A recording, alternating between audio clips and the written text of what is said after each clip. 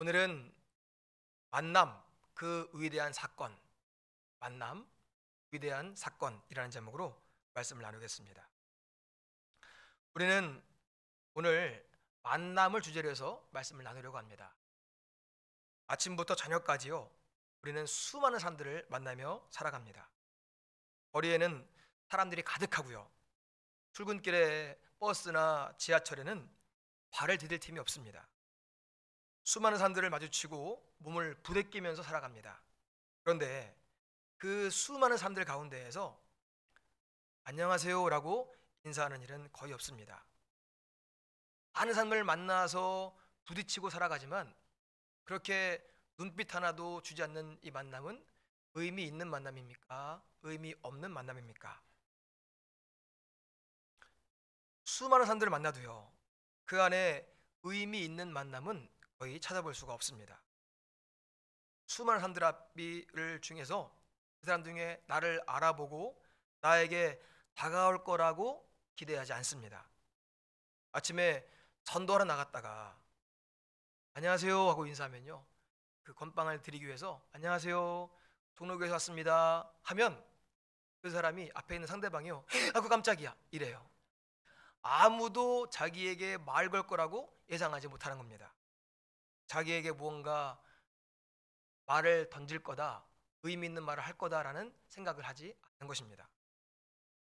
우리가 인사하는 것도 마찬가지죠. 제가 오늘 그래서 특별하게 좀 의미를 담아서 인사하자고 했던 이유가 바로 그것입니다. 주일마다 우리가 잘 오셨습니다, 은혜 받으세요 하고 인사하지만 이 일들이 계속되다 보면 그냥 하나의 아무 의미 없는 말이 되기 때문입니다. 그런데 누군가를 환영하는 일, 또 누군가가 은혜 받기를 위해서 권면해 주는 일, 이건 정말 영적으로 의미 있는 일이기 때문에 이제 우리가 의미를 담아서 해보자 하고 말씀을 드렸던 것입니다. 어떤 날은요, 누군가가 나를 좀 알아봐 주면 좋겠다 싶은 날이 있습니다. 예를 들면 머리를 새롭게 했는데 다른 때보다 더 예쁘게 잘 나왔을 때 좀 알아봤으면 싶어가지고 막 계속 이러거든요. 근데 이제 그걸 좀 알아봐 주면 좋겠는데 아 왜 이렇게 찰랑거려 이러면 이제 마음이 상하는 거죠. 또 이제 새로운 장신구를 하고 왔을 때 반지 끼고 가지고 아 머리 아파 막 이러면 이제 그걸 좀 누가 알아봐 주면 기분이 좋습니다. 노방전도는요, 모르는 사람을 만나서 의미를 주는 시도입니다. 그런데 여러분들 다 해보셔서 아시지만 이 노방전도를 한다는 것은 우리가 대단한 용기를 갖고서 하는 일이지만 거의 매번 의미 없는 부딪힘이 빈번합니다. 그러다가요, 받아본 사람이 교회가 어디예요? 한마디 해주면 그때 기분이 좋아집니다. 또 저도 교회 다니고 있어요, 수고 많으십니다 해주면 그런 의미 있는 말을 들으면 소망이 생기고 다시 힘이 나는 것입니다. 누군가가 나를 알아봐주고 나에게 의미 있는 말을 전할 때 이것이 우리에게 얼마나 힘이 되는가 하는 말씀입니다. 동네에서 전도하다가요, 박창배 권사님 사업장이 그 길목에 있어서 길가에 있어서 종종 들립니다. 이번 주에는 2번 들렸는데요, 2번 다 손님들이 있었어요. 인사하면 권사님이 아주 초롱초롱하게 막 환하게 맞아 주십니다. 그러면서 이제 꼭 커피 한잔 하시라고 주시거든요. 그럼 이제 인사드리고 나올 때 여러분들 이거 잘 기억하셔야 됩니다. 등을 돌린 뒤에요, 뒷말이 꼭 들려요. 그러니까 여러분들 그 사람이 등을 돌려서요, 들려도 그 사람에 대한 좋은 말을 해주셔야 됩니다. 아시겠죠? 예. 박찬영 변호사님네 사업장에서 인사드리고 문 닫고 나오는데요, 그 손님이 물어보겠죠? 이렇게 뭐 누구냐 물어보면 박찬영 변호사님 꼭 우리 목사님 해주시거든요. 그 우리 목사님이란 말이요, 얼마나 힘이 되는지 몰라요. 이렇게 누군가가 나의 가치를 알아주고 나를 알아준다는 것이 우리 인생에 얼마나 큰 의미입니까? 오늘 우리가 읽은 말씀은요, 나를 알아봐주는 사람을 만나는 이야기입니다. 예수님께서 여리고를 지나가시던 날 한 사람의 인생이 바뀌었습니다. 외로웠던 사람, 그리고 예수님을 간절하게 보고 싶었던 사람, 그 사람이 예수님을 만납니다. 그리고 그 사람이 예수님을 만나자 삶이 완전하게 바뀝니다. 그 사람이 누굽니까? 삭개오. 삭개오는요, 많은 사람들 사이에 있었지만 아무도 그를 존중하지 않았습니다. 그러나 예수님은 그 수많은 사람들 속에서 그 이름을 불러주셨습니다. 삭개오야, 내려오라. 이 말이 그의 인생을 바꾸었습니다.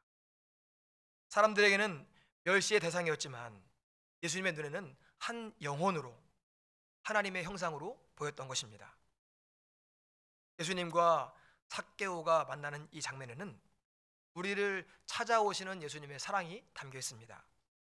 오늘 말씀을 통하여 함께 은혜를 나누겠습니다. 첫 번째로, 이 이야기는 저주의 땅에서 시작된 은혜의 이야기입니다. 오늘 말씀 1절입니다. 예수께서 여리고로 들어가 지나가시더라. 여기 나오는 여리고는요, 구약시대 때 저주받은 도시였습니다. 왜 이곳이 저주받은 도시였을까? 여호수아 6장 26절입니다. 여호수아가 그때 맹세하게 하여 이르되 누구든지 일어나서 이 여리고성을 건축하는 자는 여호와 앞에서 저주를 받을 것이라. 그 기초를 쌓을 때에 그의 맏아들을 잃을 것이요 그 문을 세울 때에 그의 막내 아들을 잃으리라 하였더라. 저렇게 저주받은 땅이었는데요, 진짜 그 일이 이루어졌을까? 실제로 열왕기상 16장 34절에서 그 시대에 베델 사람 히엘이 여리고를 건축하였는데 그가 그 터를 쌓을 때에 맏아들 아비람을 잃었고 그 성문을 세울 때에 막내 아들 수굽을 잃었으니 여호와께서 눈의 아들 여호수아를 통하여 하신 말씀과 같이 되었더라. 이렇게 여호수아를 통해서 저주받았던 그 저주가 그대로 이루어졌습니다. 이렇게 여리고는 저주의 상징이 되었습니다. 그런데 그 저주의 땅에 예수님이 들어가십니다. 거기서 삭개오를 만나십니다. 오늘 말씀 2절입니다. 삭개오라 이름하는 자가 있으니 세리장이요 또한 부자라. 삭개오는 세리를 걷는 세리들의 장이었습니다. 이 당시 세리들은 세금을 걷어다가 로마에 갖다주는 역할을 했습니다. 그런데 중요한 것은 정해진 금액보다 더 걷어서 자신들의 이익을 챙겼습니다. 그래서 이 세리는 민족의 배신자로 취급받았습니다. 그런데 이 삭개오는 그 중에서도 세리장, 그러니까 이 착취의 구조의 가장 높은 자리에 있었습니다. 조직의 정점에 있었고 부유했지만 그로 인해서 당연히 사람들에게 미움을 받았습니다.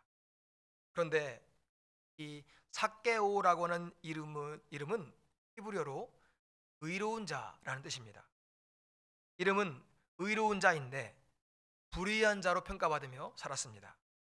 여러분들, 이 삭개오의 삶을 한번 상상해 볼까요? 부유했지만 사람들의 손가락질로 평안하지 못합니다. 돈은 많았는데 친구가 없습니다. 하루에도 세금을 걷기 위해서 수많은 사람들의 이름을 확인했겠지만 정작 자기의 이름을 따뜻하게 불러주는 사람은 없었습니다. 오늘 이 여리고에 살고 있는 삭개오의 모습과 지금을 살아가고 있는 현대인들의 모습이 얼마나 비슷합니까? 옛날에 비하면 훨씬 더 많은 것들을 누리고 있지만 평안하지 못합니다. 수많은 사람들을 마주치지만 정작 따뜻하게 관계를 맺는 사람은 없습니다. 마음은 점점 더 공허해지고 삶의 만족도는 더 낮아지고 있습니다. 그런데 감사한 것은 그 삭개오가 살고 있던 여리고에 예수님께서 들어가셨다 하는 것입니다. 불의한 삭개오가 살고 있는 저주받은 여리고에 예수님께서 들어가십니다. 예수님께서 여리고에 들어가신 것은 저주받은 땅이 구원의 자리로 변화되는 이 복음의 이야기입니다. 불의한 사람이 의로운 사람으로 변화되는 이야기입니다. 두 번째로요, 예수님을 보고 싶은 간절한 마음입니다. 오늘 말씀 3절입니다. 그가 예수께서 어떠한 사람인가요? 보고자 하되 키가 작고 사람이 많아 할 수 없어. 이 삭개오가 변화된 이유는 보고자 하는 마음이 있었기 때문입니다. 이것은 그냥 호기심으로 보려고 했던 것이 아니라 그 존재에 대해서 알고 싶은 마음이었습니다. 하지만 삭개오는 키가 작았고 사람들이 많아서 그렇게 할 수 없었습니다. 그런데 중요한 것은요, 이것은 외적으로, 외형적으로 키가 작은 것뿐만 아니라 사람들에게 손가락질 받고 죄인이라고 여겨졌기 때문에 자존감이 작아진 것을 말하는 것입니다. 그래서 키가 작은 것도 문제였지만 사람들 앞에 설 수 없었기 때문에 사람들 곁에 있을 수가 없었던 것입니다. 결국 삭개오는 사람들을 피해서 돌무화과나무에 올라갑니다. 삭개오는 예수님을 알고 싶은 마음 때문에 체면을 포기하고 나무 위로 올라갔습니다. 여기서 중요한 것을 알 수 있습니다. 예수님을 보고자 하는 마음이 있을 때 은혜를 받는다는 것입니다. 예수님에 대하여 정확하게 알지 못해도 예수님을 알고 싶고 보고 싶은 마음이 있을 때 그때의 은혜를 받는 것입니다. 사랑하는 성도 여러분, 여러분이 이 예배 자리에 나온 것 그 자체가 바로 은혜입니다. 왜냐하면 하나님께서 여러분들에게 예배하고 싶은 마음을 주셨고 여러분은 그 마음에 순종할 마음을 가져서 이 자리에 온 것이기 때문입니다. 하나님께서 오늘 우리를 이곳으로 불러주신 것처럼 우리가 품고 있고 기도하고 있는 그 배신자들도 부르십니다. 하나님께서 직접 강권해서 부르시기도 하지만 중요한 것은 우리를 통해서 부르신다는 것입니다. 여러분들에게 그 사람을 위해서 기도할 마음을 주신 하나님께서 이제 우리를 통해서 부르기를 원하십니다. 세 번째로 예수님께서 먼저 알아보신 은혜입니다. 삭개오가 예수님을 보기 위해서 나무 위로 올라갔습니다. 그런데 그 나무 아래에 예수님이 멈추십니다. 오늘 말씀 5절입니다. 예수께서 그곳에 이르사 쳐다보시고 이르시되 삭개오야 속히 내려오라. 내가 오늘 내 집에 유하여야 하겠다 하시니. 예수님께서 삭개오를 쳐다보시고 그의 이름을 불러주셨습니다. 그냥 쳐다본 것이 아니라 알아보셨기 때문에 그 이름을 정확하게 부르신 것입니다. 사람들은 그를 세리장이라고 부르고 부자라고 부르고 죄인이라고 불렀지만 예수님은 그 모든 설명을 다 벗겨내고 그 한 영혼을 꿰뚫어 보셨습니다. 이것이 바로 복음입니다. 우리의 모든 직함과 허울을 다 떨쳐내고 하나님과 나와 단독자로 서 있는 것, 하나님 나를 알아보시는 것, 내 이름을 불러주시는 것, 그것이 복음인 줄로 믿습니다. 예수님께서 똑같이 이 사람에게 손가락질하기 위해서 쳐다보신 것이 아니라 그 영혼을 구원하시기 위해서 부르십니다. 그리고 말씀하십니다. 삭개오야 내려오라. 내가 오늘 내 집에 유하여야 하겠다. 유하여야 하겠다. 이것은 반드시 해야 된다. 하나님의 뜻이다 라는 말씀입니다. 예수님께서 삭개오의 집에 들어간 것은 즉흥적으로 일어나는 일이 아니었습니다. 유하여야 하겠다. 하나님의 뜻이다. 하나님의 계획 가운데 이루어졌던 일임을 여러분들은 믿으시기를 바랍니다. 삭개오가 보고 싶어 했던 것보다 예수님이 먼저 삭개오를 찾아가셨습니다. 이것이 은혜의 본질입니다. 성경은 우리에게 분명히 말씀합니다. 요한복음 15장 16절 말씀 같이 읽겠습니다. 시작. 너희가 나를 택한 것이 아니요 내가 너희를 택하여 세웠나니. 우리가 하나님을 찾은 것 같지만 사실은 하나님께서 우리를 먼저 부르시고 찾아오셨습니다. 삭개오의 인생은 그날 그 거리 한복판에서 완전히 바뀌었습니다. 저주의 땅인 여리고에 하나님의 은혜가 임했습니다. 죄인으로 끝날 뻔했던 그 인생이 구원이 임했습니다. 삭개오는 급히 내려와서 예수님을 맞이합니다. 사람들의 손가락질을 받던 삭개오는 자신의 집에, 사람들이 아무도 자기에게 가까이 하지 않으려고 했는데 자기 집에 예수님이 온다는 것을 너무 기뻐서 어쩔 줄을 몰랐습니다. 네 번째로, 은혜 받은 후의 변화입니다. 오늘 말씀 8절입니다. 같이 읽겠습니다. 삭개오가 서서 주께 여짜오되 주여 보시옵소서, 내 소유의 절반을 가난한 자들에게 주겠사오며 만일 누구의 것을 빼앗은 일이 있으면 내 갑절이나 갚겠나이다. 예수님이 집에 오시는 것을, 그런 은혜를 받은 삭개오는 엄청난 결심을 이야기합니다. 자기 소유의 절반을 가난한 자들에게 나눠주고 누구의 것을 빼앗은 일이 있으면 4배나 갚겠다는 것입니다. 이것은 감정적으로 좋아요, 기뻐요로 끝나는 것이 아니었습니다. 예수님을 만난 후에 삶이 근본적으로 바뀌었습니다. 삭개오는 구체적이고 실제적으로 회개한 것입니다. 회개는요, 삶의 방향을 바꾸는 것입니다. 방향을 어디로 바꿉니까? 삶의 방향을 하나님께로 조정하는 것입니다. 삭개오의 회개는 그냥 잘못을 순순히 인정하는 것이 아니었습니다. 그동안 더 받고 착취했던 인생이 이제는 가난한 자들에게 나눠주겠다라고 이야기합니다. 빼앗던 손으로 이제는 주는 손이 되는 것입니다. 이것이 바로 방향을 바꾸는 회개입니다. 그리고 삭개오는 율법을 넘어서는 결단을 합니다. 민수기 5장 7절을 보면 이렇게 말씀합니다. 그 지은 죄를 자복하고 그 죄값을 온전히 갚되 거기에다가 5분의 1을 더하여 그가 죄를 지었던 그 사람에게 돌려줄 것이요. 자기가 도둑질한 것을 고백한 사람은 원래 주인에게 보상할 때 도둑질한 것에 5분의 1만 더해서 주면 되었지만 삭개오는 5분의 1이 아니라 4배로 갚겠다고 한 것입니다. 이런 삭개오의 행동은 율법에 얽매이는 결정이 아니라 은혜를 입어서 자신을 철저하게 회개하는 행동이었던 것입니다. 지금까지는 죄인으로 취급받던 사람이 율법을 뛰어넘는 은혜의 사람이 된 것입니다. 이 변화는 자기 노력으로 된 것이 아닙니다. 하나님의 은혜로 예수님을 만나서 이루어진 것입니다. 삭개오의 고백을 들은 예수님은 오늘 말씀 9절에서 말씀하십니다. 예수께서 이르시되 오늘 구원이 이 집에 이르렀으니 이 사람도 아브라함의 자손이미로다. 예수님은 삭개오를 통한 구원이 이미 완성되었다고 말씀하십니다. 앞으로 이루어지겠다가 아니라 이미 이르렀다.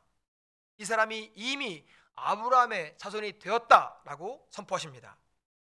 구원은 먼 미래에 이루어지는 것이 아니라 예수님을 만나는 그 순간에 현재적으로 이루어지는 사건임을 믿으시길 바랍니다.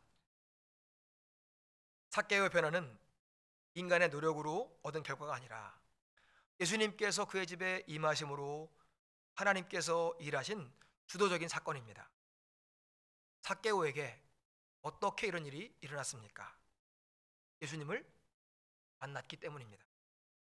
오늘 말씀을 시작할 때 만남에 대한 이야기를 했습니다. 매일 스치듯이 의미 없는 만남을 계속하고 있지만 그런 매일의 삶 가운데 의미 있는 만남이 필요한 줄 믿습니다. 어떤 의미 있는 만남이 필요합니까? 그 무엇보다 예수님을 만나면 우리의 인생이 달라지고 삶의 방향이 달라지고 삶의 이유가 달라집니다. 오늘 여러분들은 어떤 마음으로 예배를 드리고 있습니까? 무엇을 기대하며 예배에 나오셨습니까? 사랑하는 성도 여러분, 특별한 은혜를 기대하며 예배에 참여하시기를 바랍니다. 그냥 매주일 드리는 예배가 아니라 하나님께서 오늘 나에게 주실 은혜를 사모하며 예배하시기를 바랍니다. 예배를 통해 예수님을 만나고 은혜를 받아야 우리의 예배가 달라지고 우리의 인생이 달라지기 때문입니다. 그리고 하나님을 향해 특별한 마음을 드리며 예배하시기를 바랍니다. 우리 예배를 통하여 예수님을 만나기를 사모하시기 바랍니다. 우리 예배를 통하여서 하나님 말씀을 듣기를 소원하시길 바랍니다. 사랑하는 성도 여러분, 삭개오가 예수님을 만나서 달라진 후에 처음 했던 말이 무엇이었습니까? 주여 보시옵소서, 내 소유의 절반을 가난한 자들에게 주겠사오며입니다. 하나님의 은혜를 받은 사람은 자연스럽게 사람들에게로 나아갑니다.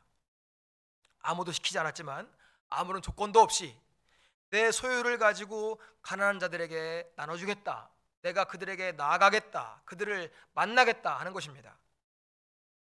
삭개오가 어떤 사람이었습니까? 키도 작았지만 사람들을 피해서 나무 위로 올라갔던 사람이었습니다. 그랬던 그가 예수님을 만난 다음에 변화되어서 내 것을 나눠주기 위해 사람들을 만나러 가겠다는 것입니다. 사랑하는 성도 여러분, 우리는 언제까지 나무 위에 있겠습니까? 그리고 여러분이 아는 그 소중한 사람을 언제까지 나무 위에 두겠습니까? 이 시대에 얼마나 많은 사람들이 단절과 외로움 속에 살고 있습니까? 그들은 모두 다 예수님을 만나야 합니다. 삭개오가 변화됐던 이 일이 어떻게 시작했습니까? 예수님을 만났기 때문입니다. 삭개오가 예수님을 알고 싶어 했지만 사실은 그 전에 먼저 예수님께서 삭개오를 지켜보고 계셨습니다. 여러분이 마음에 품고 있는 그 사람을 예수님께서 지켜보고 계십니다.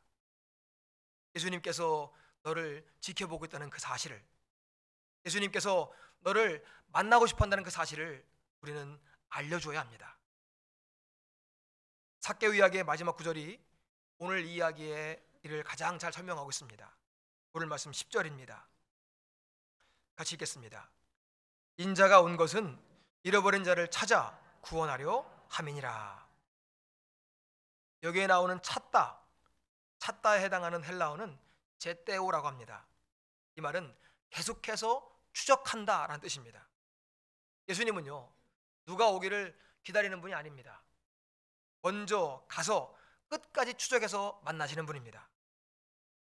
그렇다면 오늘 우리들도 이 일을 감당해야 합니다. 우리도 잃어버린 자를 찾아서 예수님을 소개하고 예수님이 그를 바라보고 있음을 알려줘야 하는 것입니다. 회개한 자는 즉시 찾는 자, 전하는 자가 되어야 합니다. 여리고는 저주받은 땅이었지만 그곳에 예수님이 임했더니 구원과 은혜가 임했습니다. 삭개오는 은혜를 받자마자 가난한 자들에게 가겠다고 했습니다. 오늘 우리도 가야 합니다.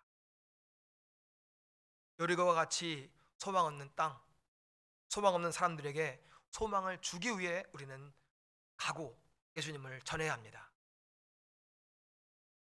삭개오와 같이 다 가진 것 같아도 마음이 외로운 사람에게 예수님을 전해야 합니다. 복음을 전해야 되는 대상에는 빈부와 귀천이 없습니다. 마태복음 22장에 보면 임금이 혼인잔치를 베풀고 사람들을 초대하는 장면이 나옵니다. 처음에 초대 한 번을 받은 사람들 중에 어떤 사람은 쳐다보지도 않았고, 어떤 사람은 자기 밭으로 갔고, 어떤 사람은 자기 사업을 하고 갑니다. 그러자 임금은 내 거리로 나가서 만나는 대로 청하여 데려오라고 말씀합니다. 그랬더니 종들이 악한 자나 선한 자나 누구든지 만나는 대로 데리고 옵니다. 중요한 것은 그 사람이 어떤 사람이냐가 중요한 것이 아닙니다. 우리는 임금의 말씀, 즉 하나님 말씀에 순종해서 만나는 대로 누구든지 데려다가 잔치에 앉혀야 하는 것입니다. 이 말씀과 똑같은 말씀이 기록되어 있는 누가복음 14장에 보면 이 주인의 애타는 마음이 써 있습니다. 누가복음 14장 21절 같이 읽을까요? 종이 돌아와 주인에게 그대로 고하니 이에 집주인이 노하여 그 종에게 이르되 빨리 시내의 거리와 골목으로 나가서 가난한 자들과 몸 불편한 자들과 맹인들과 저는 자들을 데려오라 하니라. 이어서 23절 같이요. 주인이 종에게 이르되 길과 산 울타리로 나가서 사람을 강권하여 데려다가 내 집을 채우라. 어떻게든 누구든지 만나서 내 집을 채우라는 이야기입니다. 빈부와 귀천을 막론하고 복음을 전해야 됩니다. 악한 자나 선한 자나 구별하지 말고 우리는 복음을 전해야 됩니다. 교회에 필요한 사람, 명망 있는 사람, 부자, 교회에 필요한 사람도 오는 것도 중요합니다. 그런데 더 중요한 것은 성경은 이렇게 말씀합니다. 가난한 자, 불편한 자, 맹인들, 전원자, 교회를 필요로 하는 사람들을 우리는 구체적으로 읽을 수 있습니다. 왜냐하면 하나님 앞에서 한 영혼은 똑같은 가치이기 때문입니다. 남녀노소, 빈부귀천 모두 다 한 영혼입니다. 삭개오도 제일 먼저 내가 가난한 자에게 가겠습니다 라고 했습니다. 사랑하는 성도 여러분, 잃어버린 영혼, 이 시대에 외롭고 영혼이 갈급한 그 사람들을 위해 기도하고 전하시기를 바랍니다. 여러분이 한 영혼을 품으신 것은 하나님의 특별한 뜻이 있는 것입니다. 그를 위해 기도하며 전하시기 바랍니다. 이 한 주간 10절 말씀, 인자가 온 것은 잃어버린 자를 찾아 구원하려 함이니라. 이 말씀을 기억하며 강권하여 하나님의 집을 채우는 우리 모두가 될 수 있기를 소망합니다. 이번 주 우리가 암송할 말씀은 누가복음 19장 10절입니다. 시작. 인자가 온 것은 잃어버린 자를 찾아 구원하려 함이니라. 아멘. 끝까지 찾으시는 예수님과 같이 이번 한 주간 연락하고 찾아가고 만나서 복음을 증거하고 강권하여 이 자리를 채울 수 있는 우리 모두가 될 수 있기를 축원합니다.